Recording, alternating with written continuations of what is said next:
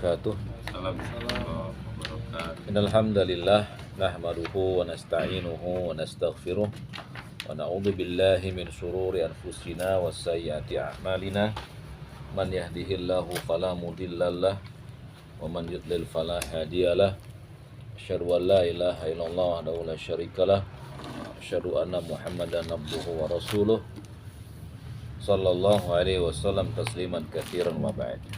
Baik teman-teman sekalian, rahimani wa rahimakumullah, kita bertemu lagi untuk melanjutkan kitab Nawaqidul Islam, yaitu kitab pembatal-pembatal keislaman yang ditulis oleh Syekh Muhammad bin Abdul Wahhab At-Tamimi rahimahullahu taala. Dan kita sudah membahas sampai poin yang keempat ya, terakhir ya. Betul. Pada pembatal yang keempat ya. Kita sudah melewati pembatal yang keempat. Ya, siapa terakhir kemarin? Nandi. Saya bang, Berarti nanti hari ini. Kang Heri. Oh, Kang Heri. Baik ya. Jadi sebelum kita masuk ke pembatalan kelima, kita lihat dulu murojaah sejenak. Nabi Shallallahu Alaihi Wasallam menyuruh kita berhati-hati dari perkara-perkara yang bisa membatalkan keislaman kita. Ya, beliau Shallallahu Alaihi Wasallam senantiasa memberikan kepada kita nasihat agar jangan seseorang itu melakukan perbuatan-perbuatan yang mampu mengeluarkan dirinya dari Islam. Ya, sebab Islam agama yang sangat indah, sangat bermanfaat. Ya, beliau mengajarkan kepada kita zikir, di mana kita bisa ridho dengan Allah, ridho dengan beliau, ridho dengan al-Islam. Itu raditu billah rabba wa bil islami dina wa bi Muhammadin nabiyyan wa rasula. Ya, aku ridho Allah menjadi Tuhanku. Aku ridho Nabi menjadi nabiku, dan aku ridho Islam menjadi agama bagiku. Jadi ridholah itu, sehingga kita menjadi orang-orang yang terhindar dari pembatal-pembatal Islam itu. Yang pertama saya mengatakan bahwa pembatal pertama adalah asyirku fi ibadatillah, yaitu syirik dalam beribadah kepada Allah. Ibadah sudah kita tahu apa-apa saja yang dicintai dan diridhoi oleh Allah, baik perkataan maupun perbuatan, lahir dan batin. Ya, seperti apa saja yang Allah sebutkan, Allah cinta. Innallaha yuhibbul muhsinin. Sungguh Allah mencintai orang berbuat baik, maka perbuatan baik itu Allah cintai, dia ibadah. Innallaha yuhibbul muttaqin. Sungguh Allah mencintai orang bertakwa. Ya, juga Allah mewajibkan perintahnya. Maka setiap perbuatan yang itu adalah perintah Allah namanya ibadah. Dan Allah juga mengharamkan perbuatan yang dilarangnya. Maka setiap perbuatan yang haram juga adalah ibadah. Ya, jadi jangan disempitkan ibadah itu hanyalah perintah-perintah saja, mengerjakan perintah. Kita meninggalkan larangan juga ibadah. Ya, jadi syirik kepada Allah adalah pembatal yang pertama. Itu kita jadikan selain Allah sebagai sesembahan. Kata Nabi SAW, antaj'alu lillahi niddan wa huwa khalaqaka.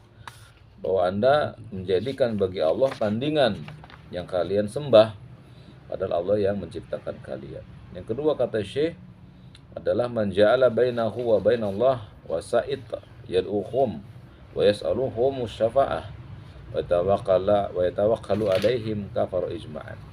Barang siapa menjadikan perantara antara dirinya dengan Allah, di mana dia meminta kepada perantara itu, dia berdoa, dia minta syafaat, minta tolong, bertawakal, maka dia kafir berdasarkan ijma'. Yang ketiga adalah man lam yukafiril musyrikin au syak fi kufrihim. Barang siapa yang tidak mengkafirkan orang-orang musyrik, artinya kita tidak meyakini kekafiran orang-orang musyrikin atau ragu terhadap kekafiran mereka, au sahah madhabahum, atau membenarkan madhab mereka, ya, maka dia kafir. Wah, bagus nih madhabnya, dia bagus ya, ibadahnya bagus, nah, sudah kena tuh ya. Atau jangan dikafirkan orang-orang ahlul kitab itu, kan dia juga menyembah Tuhan yang sama gitu ya, sehingga kita ragu. Nah, itu berbahaya tuh ya. Dan yang keempat adalah man i'taqada an ghaira hadiyin Nabi sallallahu alaihi wasallam akmal min hadiyihi. Siapa saja yang meyakini bahwa selain petunjuk Nabi sallallahu alaihi wasallam lebih akmal, lebih sempurna ya dari petunjuk beliau. Au anna hukma ghairihi ahsan min hukmihi. Atau menganggap selain hukum beliau lebih baik dari hukum beliau. Ya. Ya, seperti kata beliau, kalladzina yufaddiluna hukmat tawaghith, seperti orang yang lebih mendahulukan hukum-hukum syaitan. Ya, ala hukmi daripada hukum-hukum Nabi, fahuwa kafir. Maka dia orang yang kafir. Jadi jangan khawatir kita tentang mempelajari nawaqidul Islam ini kemudian kita menjadi orang yang takfiri, tidak. Bahkan kita disuruh mengkafirkan siapa saja yang Allah kafirkan. Ya, jadi jangan merasa mempelajari nawaqidul Islam jadi takfirin nih, jadi khawarij, tidak. Justru mempelajari nawaqidul Islam kita jadi tahu apa saja yang menyebabkan seseorang batal keislamannya. Berhati-hati dari itu. Ya, bukan untuk menjadi orang yang mengkafirkan kaum manusia secara mutlak, tidak. Tapi juga jangan diam saja. Kalau ada perkara-perkara yang terkait dengan 3 perkara tadi, Allah, Rasulnya, dan agamanya, lalu kita diam saja. Dalam arti, ya, lisan nggak protes, hati nggak protes. Nah, ini berbahaya. Nggak boleh seorang muslim apabila Allah, Rasul, dan agamanya dinistai, hatinya biasa-biasa saja. Masih ada, ya apa-apaan sih ini orang nih, sembarangan aja kalau ngomong, bisa kafir itu. Nah, begitu cara kita melihat adanya penistaan agama. Ya, itu orang yang mengatakan barang siapa yang menamai Nabi Isa, kalau melihat sifat ketuhanan dari Nabi Isa, maka dia muwahhid. Oh, langsung berontak kita, ini siapa ini orang nih? Sembarangan aja ngomong sembarang kayak gitu. Jadi jangan diam, kecuali kita belum tahu. Tapi kalau kita udah tahu, wah ini orang nggak beres nih. Walaupun gelar dunianya besar, kita mesti punya fondasi keimanan. Baik, barakallahu fik. Kita masuk ke dalam pembatal yang ke khamis. Silakan. Al-khamis. Al-khamisu man abqadha syai'an mimma ja'a bihi ar-rasul sallallahu alaihi wasallam wa amila bihi kafara wa la dalilu qawluhu ta'ala dzalika bi'annahum karihu ma anzalallahu fa'ahbata a'malahum. Artinya, siapa membenci apapun dari apa yang dibawa Rasulullah SAW meskipun mengerjakannya, maka ia kafir. Dalilnya adalah firman-Nya, demikian itu karena mereka membenci apa yang Allah turunkan sehingga dia menghapus amal kebaikannya. Ya, pada pembatal yang kelima, setelah kita tahu bahwa pembatal yang keempat ya adalah ragu dengan kekafiran orang-orang musyrikin atau tidak mengkafirkan orang-orang musyrik, membenarkan agama mereka, keyakinan mereka, setuju dengan hari-hari raya mereka yang batil misalnya. Ya, seperti di bulan Februari ini ada hari raya orang-orang kafirin, kemudian kita memasukinya, senang dengan hari raya itu, termasuk itu membenarkan mazhab mereka. Apa itu yang di Februari ini, Valentine, ini jangan dianggap sebagai ringan. Kemudian kita berbondong-bondong untuk membeli barang-barang yang semisal dengan perayaan itu, ini nggak boleh. Ya, kita sekarang udah tahu tuh. Ya, jangan biarkan keluarga kita, anak istri kita itu ikut-ikutan untuk membeli perkara-perkara yang terkait dengan ibadah orang-orang musyrikin. Tapi kalau kebetulan misalnya kita belanja di situ ada promo, ya nggak ada masalah. Karena bukan tujuan kita belanja itu untuk mempromosikan agama mereka. Tapi apabila kita sengaja untuk melihat kebaikan promo-promo itu, ini masuk ke dalam nawaqidul Islam. Ya, berhati-hati kita pada bab ini. Yang kelima kata beliau rahimahullah, al-khamis, man abghadha syai'an mimma ja'a bih. Ya. Ar-Rasul sallallahu alaihi wasallam. Yang kelima siapa saja? Ya. Man, siapa saja? Abghadha syai'an, yang membenci sesuatu. Jadi sesuatu di sini nggak mesti banyak. Sesuatu itu justru perkara yang kecil, sedikit. Ini tidak. Jadi sesuatu itu nggak meliputi semuanya. Ada sesuatu dari Nandi yang membuat orang lain senang. Apakah semuanya? Enggak kan? Sebagian kecil. Jadi syai'an di sini sebagian kecil. Man abghadha syai'an mimma ja'a bihi Rasul. Siapa saja yang membenci sesuatu yang datang dari Nabi SAW. Ya. Apa saja, walaupun cuma sedikit, dia benci. Ya. Walau amila bihi, tetapi dia mengamalkannya. Ya.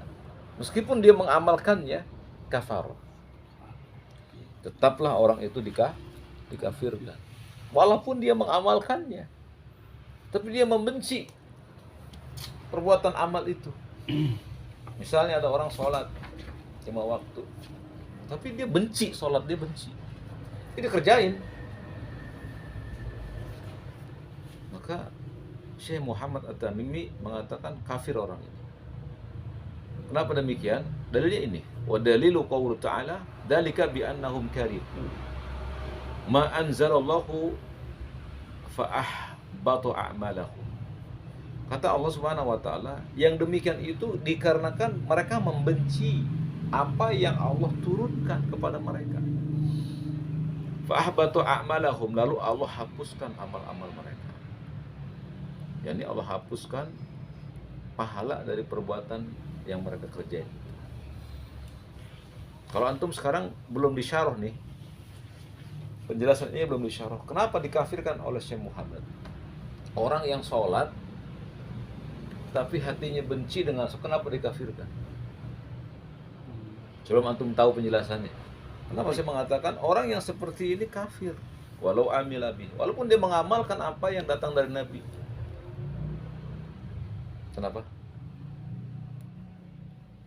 Karena asasnya, usulnya, dia membenci syariat. Adapun dia mengamalkannya, maka dia ingin menipu manusia. Siapa mereka ini? Munafik. Nah, jadi orang munafik pun itu, dia menipu Allah dan menipu Rasul, sedang menipu kaum muslimin. Dia ikut sholat, ikut. Dia lebaran, ikut. Puasa, ikut. Tapi hatinya benci dengan itu semua. Ya, oleh karena itu kaum yang paling jelek siksaannya di akhirat kafirin atau musyrikin? Kafirin apa munafikin? Munafik. Ya. Orang-orang munafik itu tempatnya di bawah orang-orang kafir siksaannya. Jadi kalau orang kafir itu di jahanam, di bawahnya ada siapa itu? Munafik. Jadi orang munafik itu hatinya benci kepada syariat, tapi dia amalin anggota badannya untuk mengerjakan syariat. Ya, nah ini berbahaya. Jadi kita tahu kemunafikan itu, terutama kemunafikan yang besar, mengeluarkan pelakunya dari Islam. Tapi Nabi juga bersabda, ada tiga tanda dari orang munafik. Apa saja? Jika dia berkata, berdusta. Jika dia berjanji, mengingkari. Jika diberikan amanah, dia khianat. Kata Nabi SAW, apabila ada orang yang memiliki 3 tanda ini, maka dia munafik. Ya, munafik. Bukan munafik yang seperti ini. Ya, dia nifak kecil. Tapi kalau nifak besar, benci hatinya. Kita pernah berdosa nggak? Berdusta? Pernah kan? Pernah kita ngingkari janji. Tapi kan ente nggak benci kan dengan kebenaran, dengan janji, dengan amanah. Kita nggak benci itu. Cuman, ya kita fasik jatuhnya. Nifak kecil. Tapi itu tanda-tanda yang jelek. Jadi kata Syekh di sini, barang siapa yang membenci sedikit saja dari apa yang dibawa oleh Rasul SAW, walaupun dia mengamalkannya, maka dia tetap dikafirkan. Karena dalilnya adalah Allah mengatakan dalam surat Muhammad, ya, ayat ke-9 pada kitab itu, Muhammad ayat ke-9 kan? Ya. Nah, lengkapnya ayat itu begini. Walladzina kafaru fata'san. Orang-orang kafir, fata'san lahum, kecelakaan bagi mereka. Wa adalla a'malahum, dan Allah menghapus amal mereka. Itu surat Muhammad awalnya begitu, ayat ke-8-nya. Ayat ke-9-nya baru tadi, dzalika bi annahum karihu. Yang demikian itu kenapa Allah hapuskan amal mereka? Karena mereka benci ma'anzalallahu, dengan apa yang Allah turunkan. Fa ahbatu a'malahu, maka Allah hapus amal-amal mereka. Jadi kemunafikan besar itu membuat pelakunya kafir. Contoh apa? Misalnya ada orang yang membela kaum musyrikin untuk menjadi penguasa. Pernah kan terjadi? Kaum muslimin justru memilih kotak-kotak. Pernah kan? Beberapa periode yang lalu. Di belakang si kotak-kotak ini kaum muslimin yang kotak-kotak juga. Padahal orang yang ditunjuk oleh kaum muslimin ini kafirun, ya kan? Kafir dia. Nah, tapi kaum muslimin membantu dia untuk menjadi penguasa. Kalau nggak ditafsil, nggak dirinci, apa penyebab kaum muslimin mengangkat si fulan itu, maka dia dikafirkan. Tapi nanti ada babnya di situ, kalau dia menolong orang-orang musyrikin kafirin, bukan untuk membenci agamanya, bukan membenci agama kaum muslimin, maka dia pelaku dosa, nggak dikafirkan. Jadi misalnya kita nolong orang musyrik, orang kafir untuk jadi penguasa, karena dunia, karena jabatan dan lain-lain, maka orang itu pelaku dosa. Selama dia nggak meyakini bahwa agama yang dia anut itu lebih rendah dibanding agama yang dia dukung orang tersebut menjadi penguasa. Atau dia nggak membenci agamanya, tapi kalau dia benci agama sendiri, dia dukung orang kafir karena ngebenci agama yang dia, sekalipun dia masih sholat, maka orang ini jelas kemunafikan. Kenapa dikafirkan?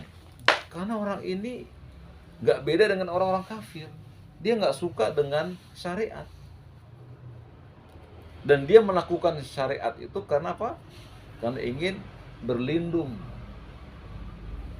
ya, dari kejelekan yang didapat atas kemunafikannya. Ya, jadi kebencian dalam agama Islam itu dibagi menjadi 2. Kebencian di dalam bab ini dibagi menjadi 2. Ya. Yang pertama, benci secara asal. Benci secara asal, yaitu membenci syariat dan pembuat syariat. Pembuat syariat siapa? Allah. Jadi dia membenci Allah dan syariat Allah. Dia benci poligami, dia benci sholat, dia benci zakat, dia benci aturan Islam, dia benci makan pakai tangan kanan, dia benci semua syariat. Maka ini yang masuk dalam nawakidul yang kelima. Jadi benci yang pertama, benci secara asal, Itu membenci syariat dan pembuat syarat inilah yang mengakibatkan kekafiran. Yang kedua, benci karena berat atau malas. Benci karena berat atau malas. Ada orang benci karena kemalasan. Misalnya ente disuruh puasa Ramadan, berat apa enggak itu? Enggak.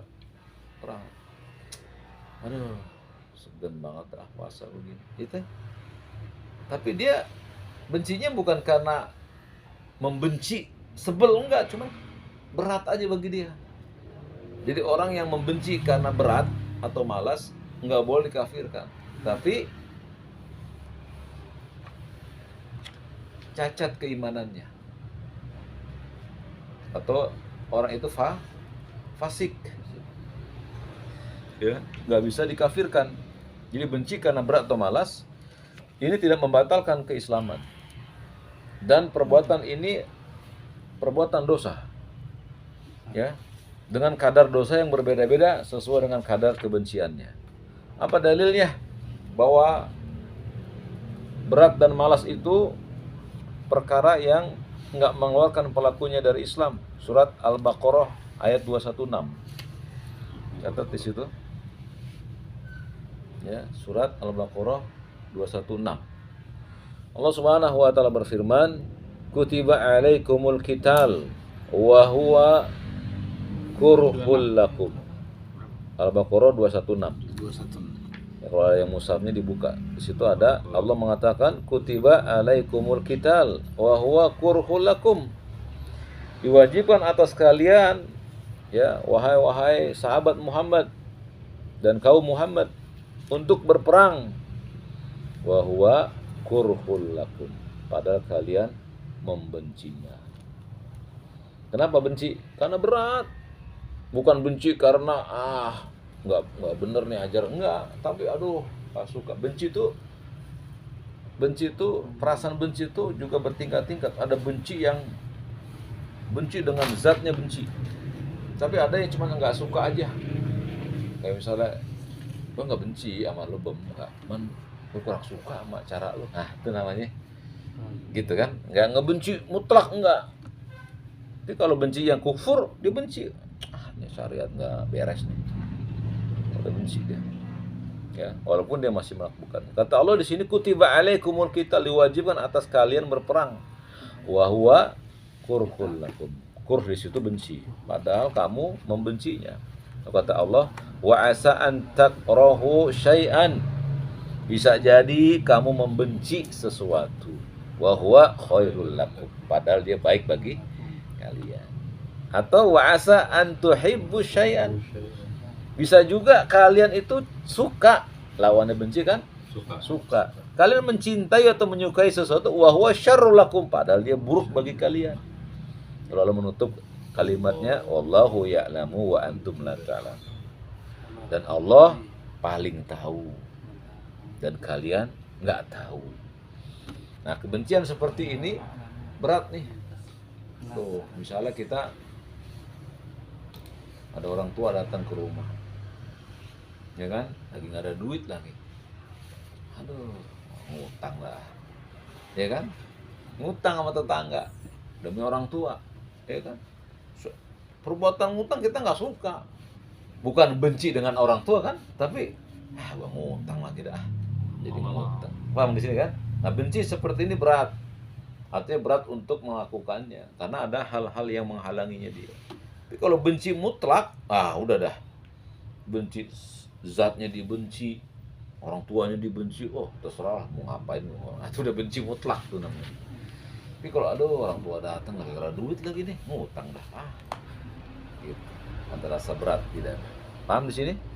Nah, barakallahu fiik. Alhamdulillah. Ya, jadi kuncian itu ada dua. Apa? Yang pertama, benci secara asal. Inilah yang menyebabkan kafir.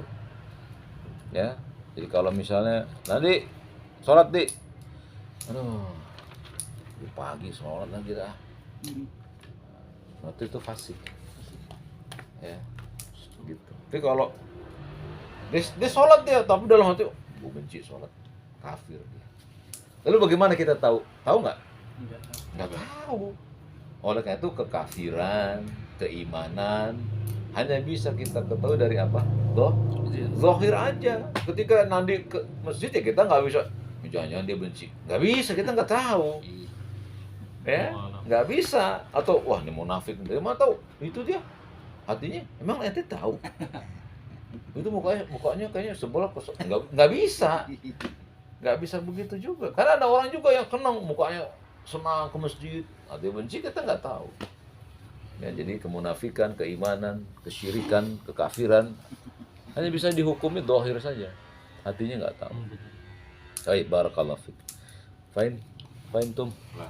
Fahimna. Nah, barakallahu fik. Alhamdulillah. Nah, lanjut. Kelar. Masih. Satu lagi ya. Baru jam 7:30. Matar ada ini nih kalau pagi. Belum ngopi ya. Siram kok. Ya. As-sadis. As-sadis. Man istahza'a bi syai'in min dinillah aw sawabihi aw iqabihi kafara. Wa dalilu qawlu ta'ala qul abillahi wa ayatihi wa rasulihi kuntum tastazi'un la ta'tadhiru qad kafartum ba'da imanikum. Artinya Siapa yang mengolok-olok apapun dari agama Allah atau pahalanya atau siksanya adalah kafir. Dalilnya adalah firman-Nya. Katakanlah, apakah terhadap Allah, ayat-ayatnya, dan Rasul-Nya kalian mengolok-olok? Tidak perlu meminta maaf, karena sungguh kalian telah kafir setelah kalian beriman. ya, lihat. Nawaqidul Islam ini juga pembatal-pembatal Islam ini jelas ya justru diambil dari firman Allah ini. Surat apa itu tadi dibaca? At-Taubah ayat. Lihat antum pada kalimat terakhirnya. La ta'tadiru. Ya. Apa itu? La ta'tadiru. Jangan kalian minta maaf. Qad kafartum ba'da imanikum. Apa artinya qad? Karena Sungguh kalian telah kafir setelah beriman. jelas kan? Jadi nawaqidul Islam itu ada dalam Islam. Ada orang yang keluar dari iman. Ini dia dalilnya. Qad kafartum ba'da imanikum. Kalian telah kafir setelah beriman. Jadi jangan anggap saya muslim. Ya, nggak bakal bisa saya jadi orang kafir. Iya, Allah mengatakan qad kafartum ba'da imanikum. Kenapa Syekh Muhammad membuat kitab ini? Karena orang menganggap setelah saya Islam nggak ada yang bisa membuat saya kafir. Kecuali murtad ya bang, orang tahu. Justru itu namanya murtad. Iya. Murtad itu adalah perbuatan akibat dari melanggar pembatal keislaman. Jadi kalimat qad kafartum ba'da imanikum murtad namanya. Sungguh kamu telah murtad. Kenapa? Kamu lakukan pembatal keislaman. Berarti ada nggak pembatal keislaman? Sebelum saya membuat kitab ini ada nggak? Allah udah berfirman itu surat At-Taubah, itu dalilnya itu bahwa ada orang Islam yang batal keislaman, itu ayatnya. Tanpa ada buku Syekh ini nggak masalah. Anda anti kan dengan buku kitab Syekh Wahabi itu jangan dibaca. Oke, kita tinggalkan kitab-kitab Syekh Muhammad. Lihat dalilnya. Qad kafartum ba'da imanikum. Kata Allah, sungguh kalian telah kafir setelah beriman. Kepada siapa Allah berfirman ini? Jadi ayat ini turun tatkala orang-orang di zaman Nabi SAW mencela para sahabat. Ya, dan ternyata mereka orang-orang munafik. Tapi munafiknya munafik biasa. Bukan munafik yang membenci agama awalnya. Munafik-munafik yang kalau dia berkata dia berdusta, kalau dikasih janji dia mengingkar, kalau dikasih amanat dia seperti itu. Tapi dia mengatakan begini. Kalau antum nanti baca di tafsir surat At-Taubah. Ya. Jadi ada sebuah hadis yang dikeluarkan oleh Abu Ja'far At-Tabari, hadisnya panjang. Ya, tapi saya bacakan saja hadisnya. Seorang munafik berkata kepada Auf bin Malik, ya. Kata si orang munafik begini. Apa itu para pembaca Al-Quran? Kata mereka begitu. Kata si orang munafik itu, mereka ini para pembaca Al-Quran, ya, itu hanyalah orang-orang yang haula arghabana butunan, orang-orang yang rakus dengan makanan. Terus orang yang suka berdusta lisannya, dan paling takut pengecut kalau sedang berperang. Ini siapa yang ngomong? Orang munafik di tengah-tengah para sahabat Nabi. Maka ucapan ini didengar oleh Auf bin Malik. Kata Auf bin Malik, kadzabta, kamu ini dusta. Kamu akan saya adukan kepada Rasulullah SAW. Antum pahami kisah ini. Ada seorang sahabat yang bernama siapa? Aus bin Malik. Aus bin Malik mendengar ada orang yang mengatakan para pembaca Al-Quran itu cuman ngisi perutnya doang, rakus dengan makanan, ucapannya dusta, pengecut kalau lagi perang. Aus bin Malik radhiyallahu anhu mendengar kalimat ini mengatakan, kamu ini dusta, aku akan adukan kepada Nabi SAW. Berarti Aus tahu nggak bahwa ucapan itu ucapan kemunafikan? Tahu. Jadi nggak boleh mengucapkan begitu kepada para hufaz, pembaca Quran, penghafal Al-Quran. Bahaya. Lalu kemudian kata Aus, aku akan laporkan kepada Rasulullah SAW. Maka berangkatlah Aus bin Malik kepada Nabi. Sebelum sampai Aus, Allah turunkan dulu wahyu kepada Nabi SAW. Jadi sebelum sampainya Aus bin Malik, Allah sudah menurunkan wahyu kepada siapa? Kepada Nabi, bahwa ada orang yang berkata-kata seperti ini. Antum bisa pahami nggak? Ternyata Allah mendahului Aus bin Malik untuk menyampaikan kepada Rasul. Kenapa? Karena perkaranya besar apa ringan? Besar. Jadi Allah nggak mungkin menurunkan wahyu kecuali perkara itu besar. Jadi nggak boleh mencela para sahabat Nabi, nggak boleh. Karena yang dimaksud oleh orang ini, orang yang paling rakus, paling dusta, paling pengecut kalau berperang, sahabat. Siapa lagi orang yang pertama kali masuk Islam setelah Nabi? Sahabat. Para sahabat Nabi. Orang ini mengatakan pembaca Quran itu paling rakus, paling dusta ucapannya, paling pengecut kalau perang. Aus bin Malik marah. Itu ucapan gak bagus begitu. Kamu dusta ini ngomong begini. Aku adukan ke Rasulullah. Maka berjalan Aus bin Malik. Sebelum sampai Aus bin Malik kepada Nabi, Allah turunkan wahyu kepada Nabi untuk menunjukkan kepada kita pembaca ini bahwa perkara ini besar di sisi Allah, nggak main-main. Maka apa? Kemudian Abdullah bin Umar berkata, sahabat lain, ya, aku melihat orang itu memegang tali kendali unta Nabi. Ketika Nabi mendapatkan wahyu, orang ini mendatangi Nabi untuk minta uzur. Maafkan aku ya Rasulullah, sungguh aku ini hanya bermain-main saja. Berarti dia minta apa itu? Minta maaf sama Nabi. Ucapan itu bercanda maksudnya. Terus yang ngomong gitu tuh bercanda saja. Maka turunlah ayat itu. Ya, kata Allah Subhanahu wa taala, abillahi wa ayatihi wa rasulihi kuntum tastazi'un. Apakah dengan ayat-ayat Allah, ya, dengan ucapan Rasulnya kamu bercanda? Gitu. Berarti ayat ini menghukumi orang tersebut yang ucapannya ucapan keji kepada para sahabat, karena berucap keji kepada para sahabat akan menyakiti siapa? Nah, siapa saja yang menyakiti para sahabat sama saja dia menyakiti Rasulullah. Kan Nabi yang melarang, la tasubbu ashabi, jangan kalian cela para sahabatku, jangan, nggak boleh.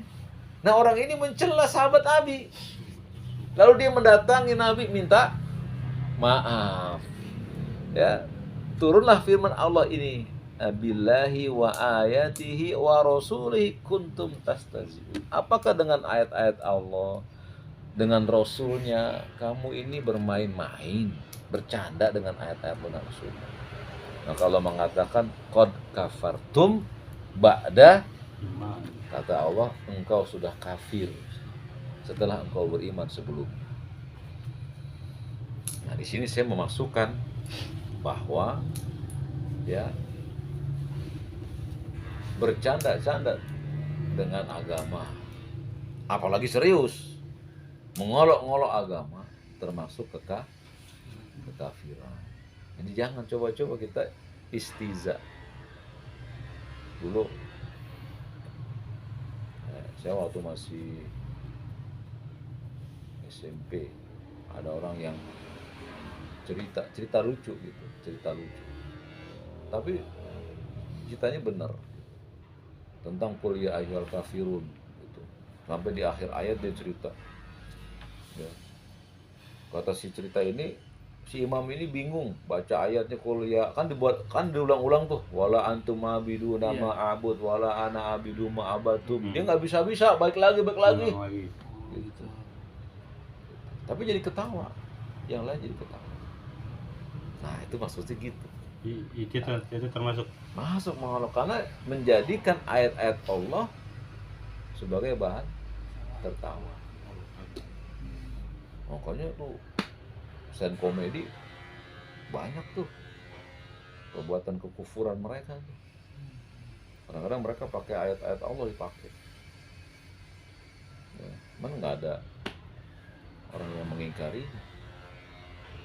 Ya, paling ini email mereka tuh. Kalau bisa jangan ditayangin nih stand up komedi, banyakkan bohongnya, lagi pakai ayat-ayat Allah gitu. Ya, jadi di situ kata Allah Subhanahu wa taala qad kafartum ba'da imanikum. Gara-gara apa? Mencela para sahabat. Dia minta maaf tapi Nabi nggak mau.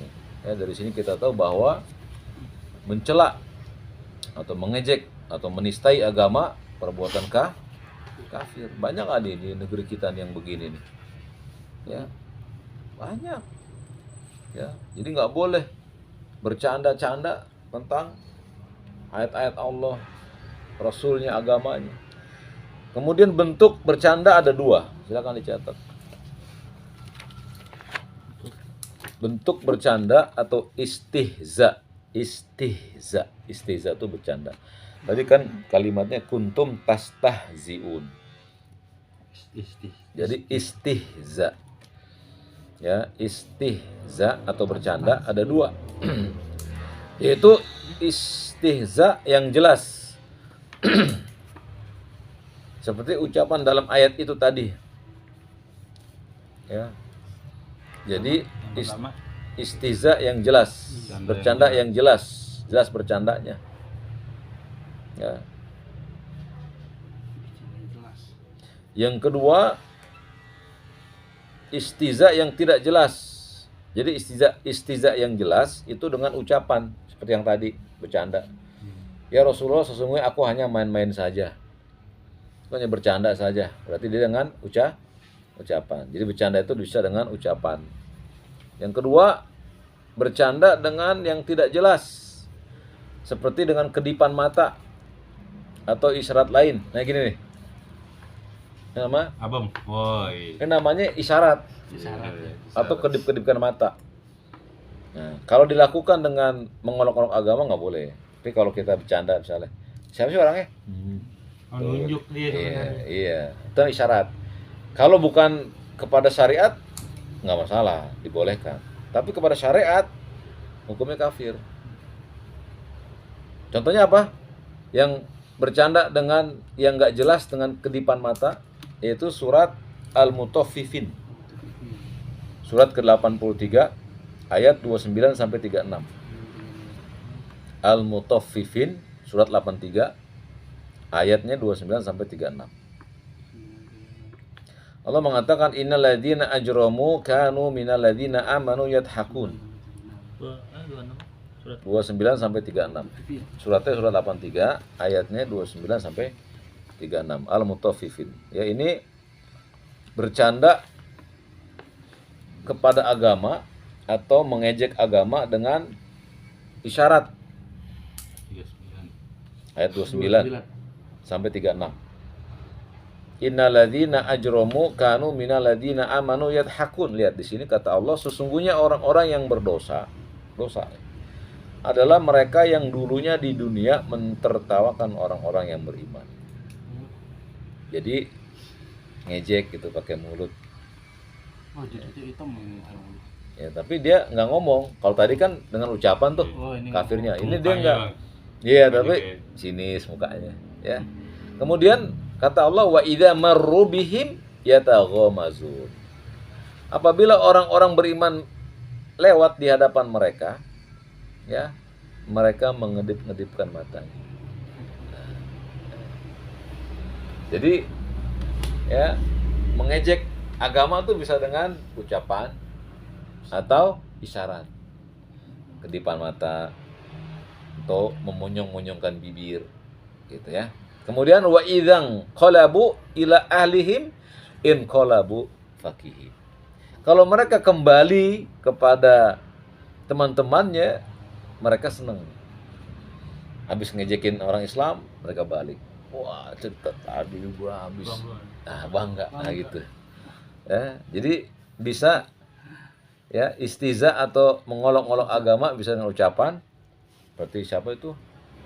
Yang orang Cina juga yang di bandara dia mengolok-olok agama. Dia keluar dari penjara karena bayar. Bayarnya berapa ya? 2M apa 3M? Keluar dia. Wallahu a'lam tuh hukum kita. Ya begitulah ya. Sekarang kita tahu bahwa ternyata nggak boleh. Istiza. Ada orang Muslim juga, ya, orang kaum muslimin ngolong-ngolong agama. Seperti siapa itu? Orang liberal. Apa? Habib Kribo. orang Tahu kan? orang Itu udah ngolong-ngolong agama. Ya nanti tahu sekarang. Jadi ngolong-ngolong agama tuh bercanda kena nggak? Kena. Kena. Apalagi serius. Bercanda aja udah kena kok. Kribo Dia mengatakan, ya Rasulullah sesungguhnya aku hanya bermain-main saja. Turunlah ayat itu. Bayangkan dengan perbuatan seorang hamba Allah turunkan sebuah ayat. Bercanda itu kena. Berarti berat itu mengolok-olok agama. Ya kita santai saja di sini. Di negeri ini. Agama Islam dicela, dicaci maki. Ya, walaupun ada undang-undangnya tapi bisa lolos orang. Gitu ya. Kemudian objek bercanda ada dua. Kalau tadi apa? Bercanda ada dua jenis. Jenis bercandanya ada dua. Sekarang objek yang dijadikan bercanda ada dua. Satu, syariat atau simbol-simbol agama. Nah ini yang kafir. Jadi bercanda dengan syariat atau simbol-simbol agama kafir. Apa sih simbol-simbol agama? Bercanda dengan simbol-simbol agama. Ya. Iya. Jadi yang kedua, objek bercanda ada dua. Satu, syariat Islam atau simbol-simbol agama. Yang satu, nomor satu dari objek istiza agama. adalah syariat Islam atau simbol-simbol agama. Seperti lafaz Allah, ya, lafaz Muhammad, simbol-simbol agama. Diinjak-injak. Kalau injak Al-Quran, ya jelas. Seperti Ahmad Dhani dulu kan bikin itu kan. Lafaz Allah di Bulan bintang itu semua agama. enggak, bulan bintang bukan simbol agama. Enggak, bukan. Itu justru perbuatan bid'ah itu. Jadi enggak ada di zaman sahabat itu masjid atasnya ada bulan bintang, enggak ada. Apa ya kubahnya? Ya, kubah juga enggak ada, datar aja udah. Enggak ada. Masjid ya masjid aja ada adzan. Ada tempat sholatnya. Ada tempat imam dan lain-lain. Jadi dia bukan simbol agama, cuman menjadi simbol agama mutaakhirin. Tapi nggak dianggap oleh syariat. Itu bukan simbol agama. Simbol agama lafaz Allah, lafaz Muhammad SAW. Itu simbol-simbol agama. Itu jangan dimain-mainkan. Kalau dimain-mainkan kufur. Ya. Atau jenggot, simbol-simbol agama. Nah, jangan jenggot itu kemudian Goreng sini. bukan mencela pelakunya, tapi jenggotnya itu seperti ya, orang yang jenggotnya makin besar makin goblok, nah, itu kufur dia. Oh. Tahu kan ente? Itu yang Siapa Ustadz Walid yang digolekin tuh. Hah? Ustadz Walid jadiin golek tuh.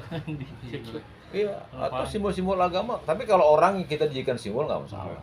Yang agama itu. Tapi simbol-simbol seperti jenggot simbol agama. Kan jenggot simbol agama ini. Jadi kan, Buyuk panjang. sama seperti kita juga misalnya mencela Nabi Isa, nggak boleh. Yesus Kristus kita celak, nggak boleh. Seperti perbuatannya salah seorang Habib di Indonesia yang kalau dia dilahirkan siapa bidannya, ini termasuk celak, nggak boleh. Jadi jangan kita membenci kekafiran dengan cara keluar dari keislaman, nggak boleh. Bencilah kekafiran itu dengan kekafiran, artinya benci kekafiran, jangan main-main. Nah, yang kedua, objek bercanda itu atas orang, yaitu orangnya. Jadi objek istiza ada dua, satu syariat atau simbol agama, ini yang kekufuran. Yang kedua orangnya. Itu orang yang misalnya abem, sana cingkrang, bem, lu kayak apa misalnya nggak pantas cingkrang gitu kayak banjiran. Nah yang dicela dia, orang ini nggak dikafirkan, paham ya? Itu berjenggot kayak kambing, itu orang yang dicela. Jenggotnya juga Pak. Berarti suruh nyukur dia. Nggak, maksudnya dia lu berjenggot nggak pantas loh gitu ya. Bukan syariat jenggot, wajib syariat jenggot, nah ini syariat. Syariat. Tapi kalau jenggot gitu kayak kambing, yang dihina dia orangnya. Nah kalau orangnya dihina, maka nggak disebut atau nggak masuk dalam kekafiran. Ini dosa besar. Jadi orang yang memeluk sunnah dicaci maki nggak kafir, tapi sunnahnya dijadikan caci maki kafir. Paham di sini ya? Gitu ya. Jadi kita juga jangan, lo hati-hati lu kafir lu ngatain gua. Enggak juga. Kita mah berhak dikatain. Tapi kalau ente ngatain agama, ente kafir. Nggak bisa. Tapi kalau ente ngatain silakan aja, nggak ada masalah. Gitu ya. Kalau mengatain tusuk sate itu masuk syariat ya? Tusuk sate itu apa? Misalnya jenggotnya kayak tusuk sate gitu. Iya, Nggak masalah. Kedua. Nggak masalah. Kan Orangnya, itu orangnya. iya itu orangnya yang diiniin. Gitu. Tapi kalau syariat jenggotnya seperti poligami. Poligami syariat bukan? Lihat dia aja poligami nggak boleh. Tapi kalau dia nggak suka dengan poligami boleh nggak? Perempuan nggak suka dengan poligami. Nggak suka. Iya. Karena apa? Karena apa? Ya aku nggak mau laki gue diambil orang. Boleh nggak? Dia boleh, dia nggak boleh dikafirkan, nggak bisa. Oh jangan. Kita akhirnya laki-laki begitu. Nggak boleh lo, kafir lo. Nggak kafir yang perempuan itu karena dia nggak benci poligami. Itu dosa ceweknya. Tapi perasaan. Iya, kalau dia kemudian berlebihan di dalam membencinya dosa. Emang perkara ini berat bagi kita. Jangankan perempuan poligami, ya kan? Kita disuruh nafkahi 2 istri, kita berat. Kita pengen menikmati istri tapi nggak ngasih nafkah lahir, kan gitu. Sama berat bagi kita. Nah berat seperti ini tadi, kebencian yang sifatnya berat, ya. Jadi objeknya seperti tadi, wanita pakai hijab kayak ninja dia. Yang dicela orangnya, gitu. Tapi kalau dia hijab nggak wajib, lo hati-hati lo. Itu udah syariat itu.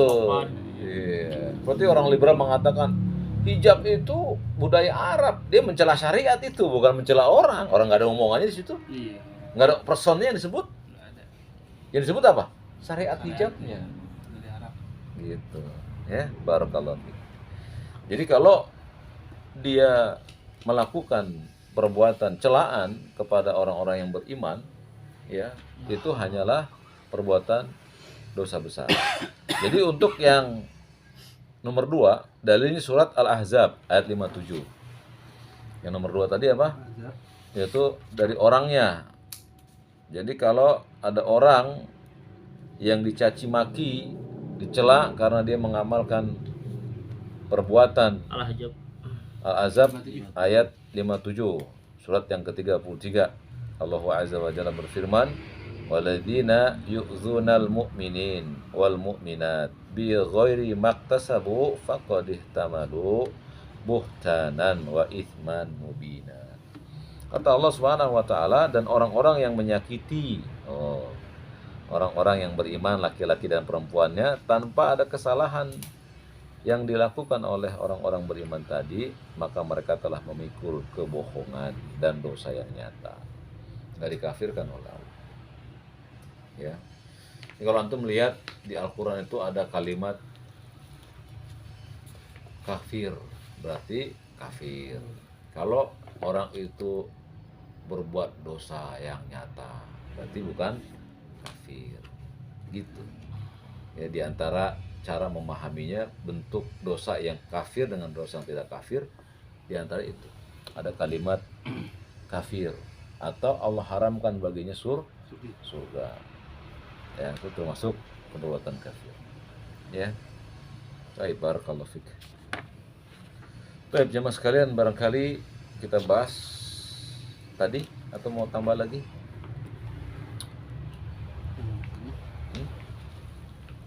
Kita masuk ke dalam pelajaran bahasa Arab habisnya. Belum cetak ya? Satu. Oh, Nunggu ini habis. Ada modulnya aja. oh gitu. Di HP. Nah, habisin dulu ya. Baik, satu lagi deh. Baik, nama yang ketujuh. Tapi lu Oke. Ketujuh ya. Gitu. Sihir. Asabi. Sih. As-sihr. As-sihr. Dibaca alifnya, as-sihr. As-sihr. Wa minhu. As-sarfu As-sarfu wal wal atfu. ya, dibaca nggak apa-apa.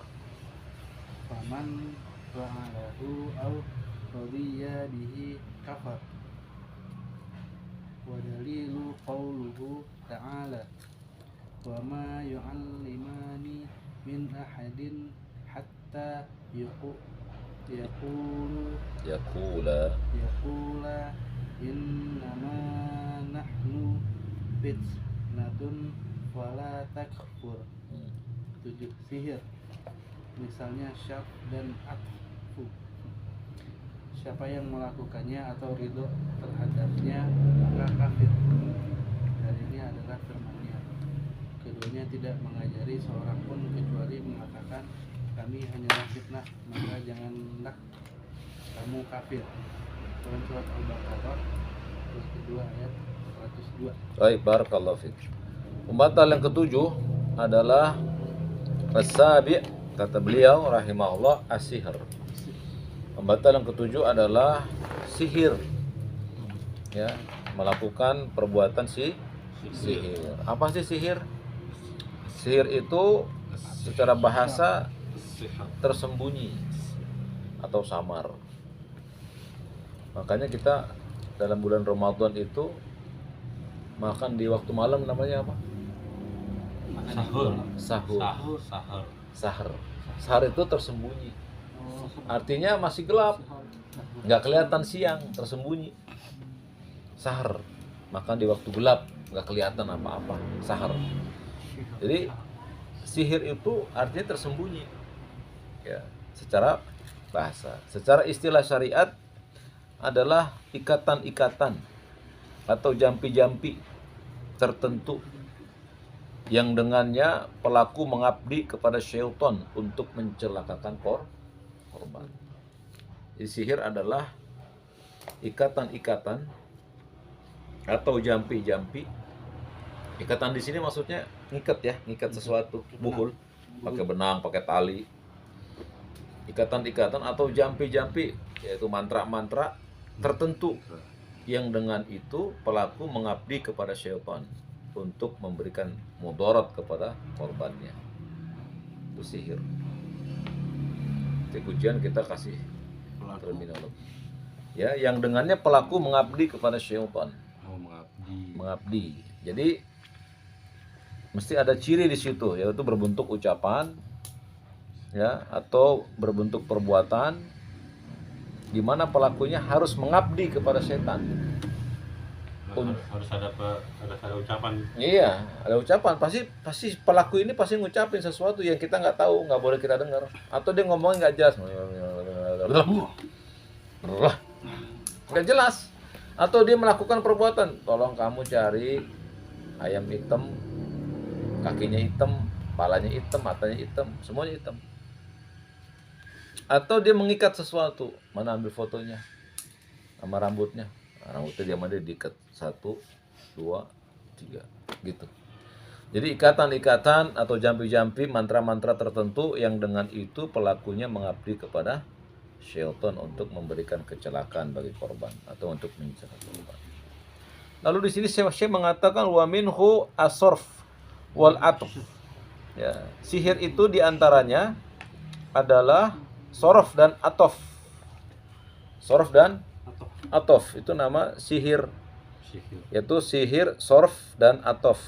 Itu kata Syekh, faman fa'alahu, tuh lihat tuh, barang siapa yang melakukan sihir baik sorof maupun atof, lihat tuh, atau rodiya bihi, atau ridho, rela, seneng, suka dengan sorof dan atof, kafir. Gitu. Baru seneng aja udah kafir itu, hati-hati tuh. Seneng nonton lihatnya sama.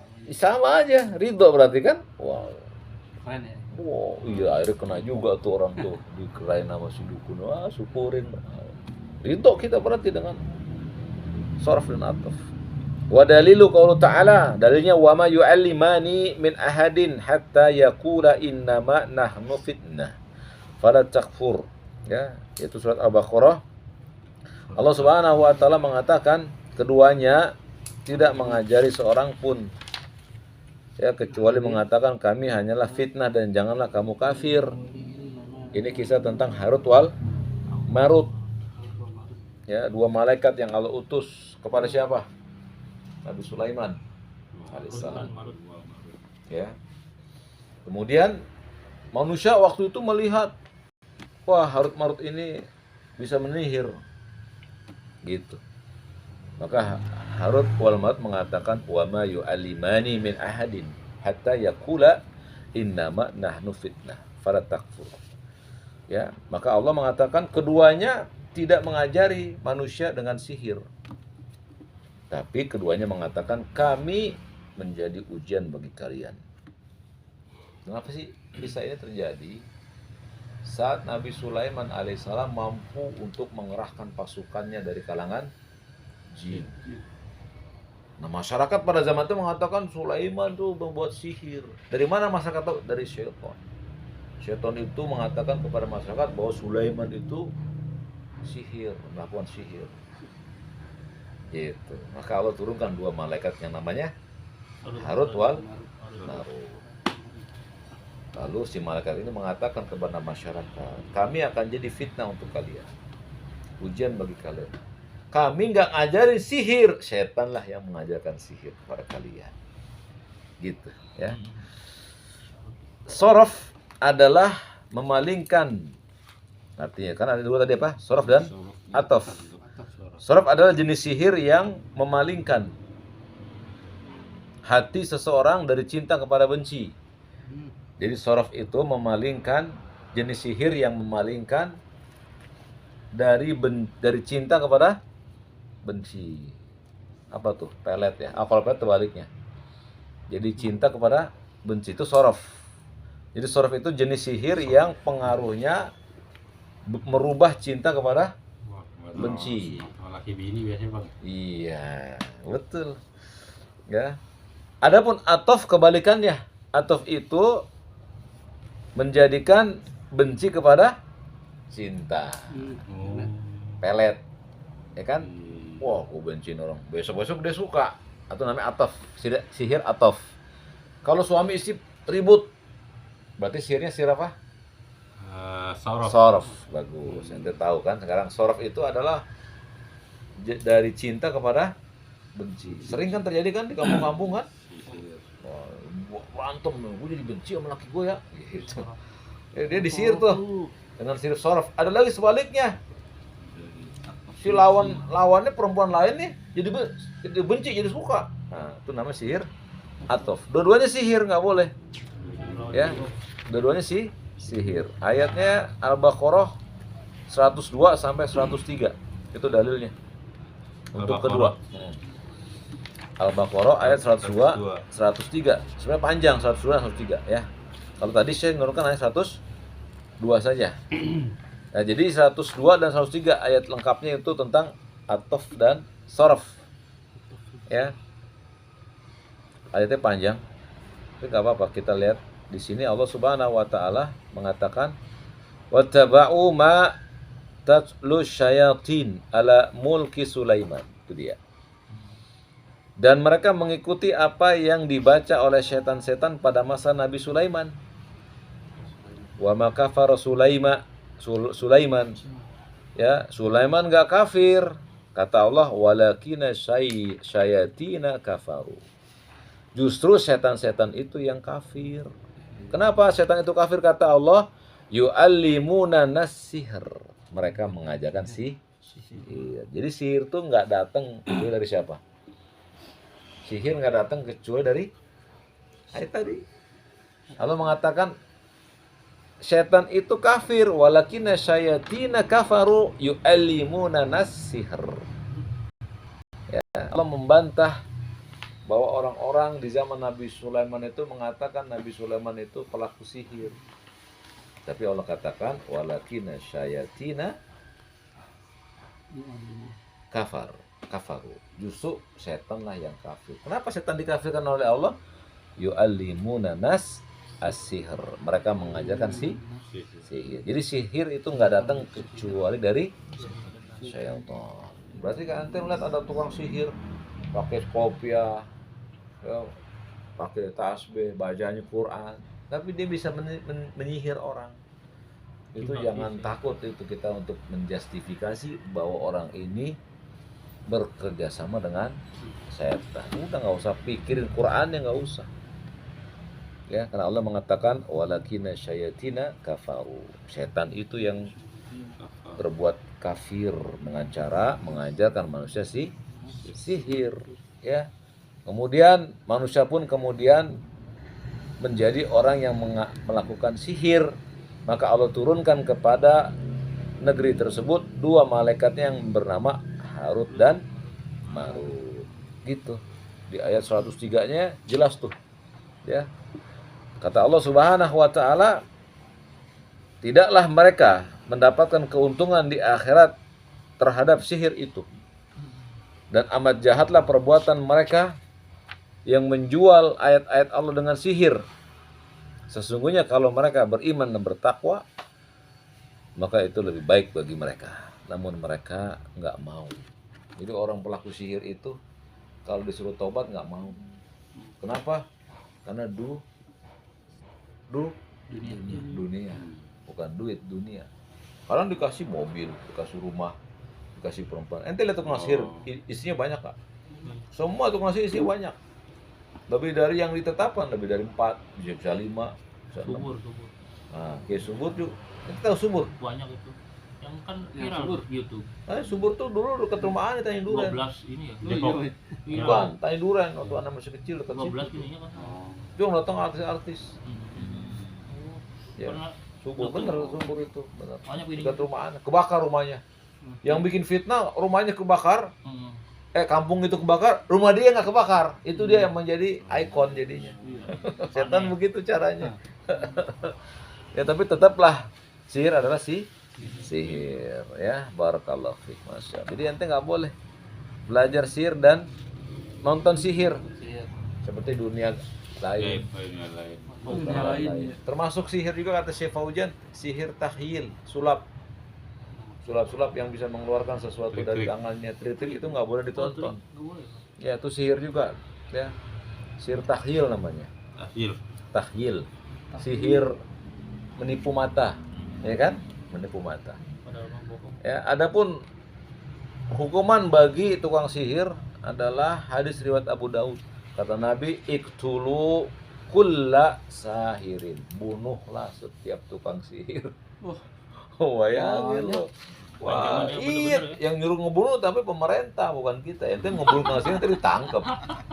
Ya orang penguasa banyak tukang sihirnya. Kepung. Justru yang ngebunuh harus pemerintah. Pemerintahnya berkiblat dengan itu. Nah, jadi kita tahu Ya, jangan lakukan itu. Ya, Allah taala alam. Berarti kayak di Saudi dibunuh juga bang, ada berlaku. Dibunuh di Yaman, yang lari ke Saudi Arabia, lalu pemerintah Yaman menulis surat ke Raja Salman bahwa yang namanya fulan lari dari Yaman, tangkap, dipenggal di Saudi atas perintah penguasa Yaman, penggal, tangkap, jebel. Dalam kota itu. Iya. Oh, di Saudi dibunuh pengasih.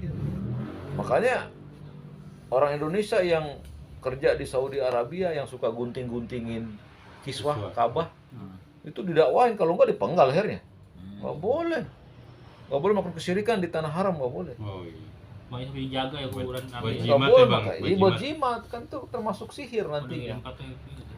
Atau tanah kuburan dibawa. Iya dibawa. Nah, ini nggak benar. Ya, demikian. Wallahu taala alam. Mau lanjut apa? Kita selesai? Selesai dulu. Apa ya? Selesai? Apa lanjut? Selesai. Tinggal 8, 9, 10. Udah setengah 9. 9. Iya. Yang jawab. Nah, jawab saja. Ngejawab saya. Baik. Nah, baik ya, kita sudah pahami tadi bahwasanya pembatal yang keberapa tadi terakhir? Pembatal yang ke-7 adalah apa yang membatalkan Islam dari pembatalan ke-7? Melakukan perbuatan sihir. Jadi sihir itu ada dua, apa saja, Dik? Sorof dan Sihir Atof. Sorof dan sama Atof. Apa itu sorof? Sorof jenis sihir yang Memalingkan. memalingkan dari cinta jadi benci. Nah, kalau Atof, Kebalikannya dari benci jadi jadi cinta. antum sekarang tahu kan ada orang pelet itu, Atau ya, dia membuat orang yang tadinya benci jadi cinta. Hukumnya apa? kufur. Kufur. Bayangkan dulu.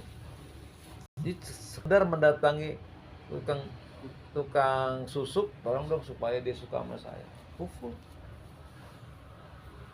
Jadi nggak main-main ini. Makanya banyak orang motokan, dia mah nggak bakal mati nih, ada susuknya, gitu kan?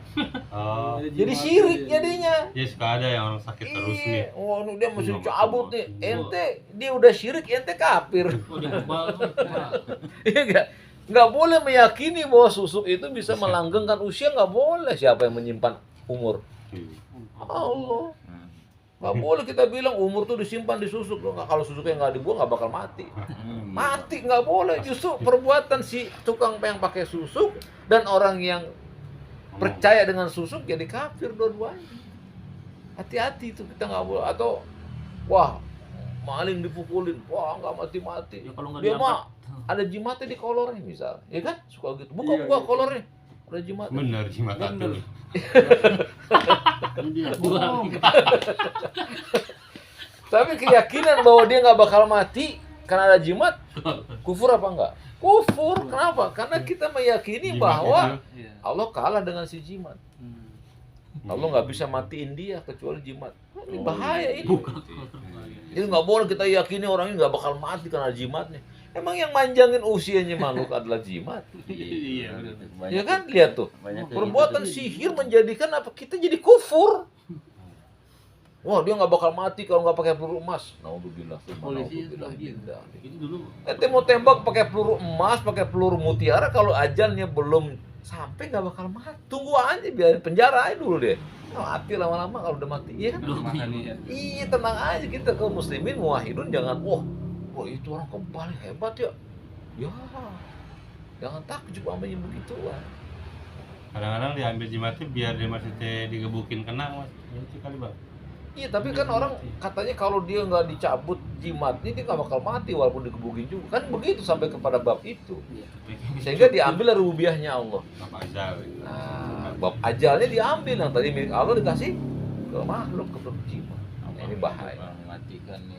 Ya, aku qouli hadza wa astaghfirullahaladzim li wa lakum wa lisairil muslimina min kulli dzambin fastaghfiruhu innahu huwal ghafurur rahim. Subhanakallahumma wa bihamdika asyhadu an la ilaha illa anta astaghfiruka wa atubu ilaik. Wassalamualaikum warahmatullahi wabarakatuh.